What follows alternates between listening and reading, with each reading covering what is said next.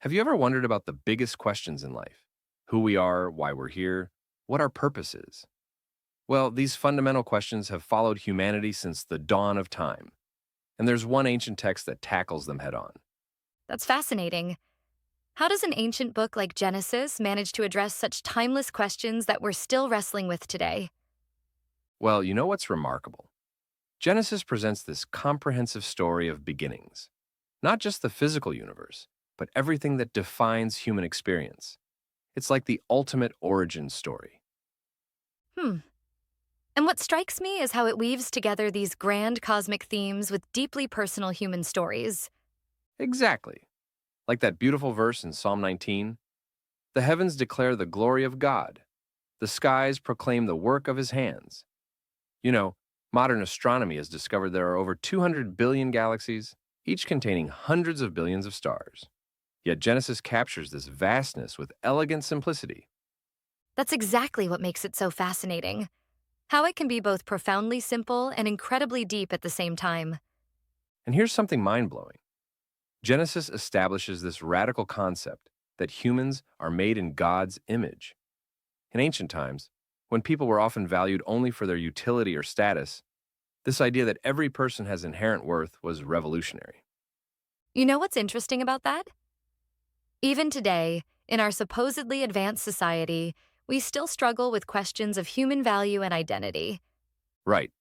And Genesis doesn't shy away from showing human failure either. It's brutally honest about our capacity to mess things up. But it also shows this pattern throughout history: creation, fall, and then God working to restore and redeem. That balance between realism and hope seems so relevant for our current moment, doesn't it?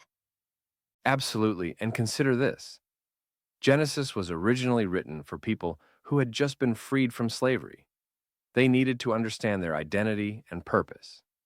Yet somehow, these stories transcend their original context to speak to universal human experiences.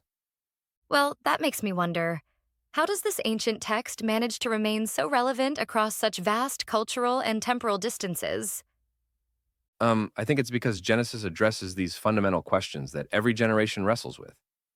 And it presents this fascinating picture of God who is both powerful enough to create universes, but personal enough to care about individual human lives. That's such a striking contrast to how many people view the divine today, either as an impersonal force or a distant deity. You know what else is fascinating? Genesis shows that humans were created for relationship, both with God and each other. In our increasingly isolated society, where studies show loneliness has reached epidemic levels, that's a message we desperately need to hear. So, if we look at the broader implications, what does this tell us about finding meaning in our modern world?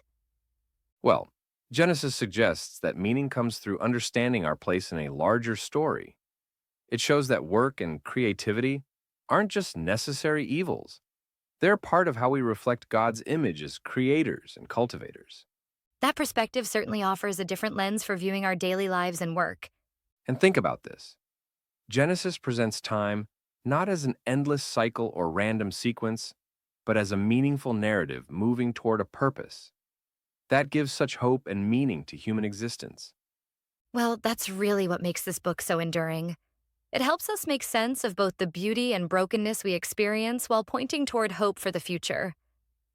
As we wrap up, I think what strikes me most is how Genesis continues to speak to our deepest questions and longings about identity, purpose, relationships, work, sin, and hope.